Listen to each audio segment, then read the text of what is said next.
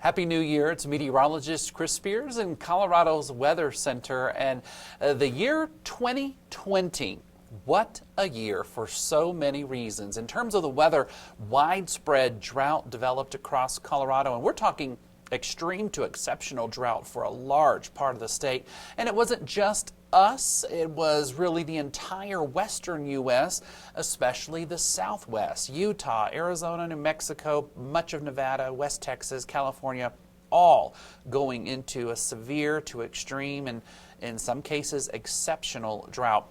Breaking down the numbers for Denver specifically, 8.74 inches of rain and melted snow at the airport.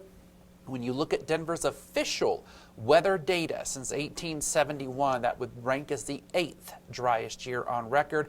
If we happen to just look at Stapleton, which was Denver's official weather station from 1950 until 1995, they still take data there, by the way, 9.67 inches at the old Stapleton site, and just in that record for that site, 2020 would have been the 5th driest year. So very, very dry overall. Hopefully we'll see that pattern change as we move into the new year, 2021.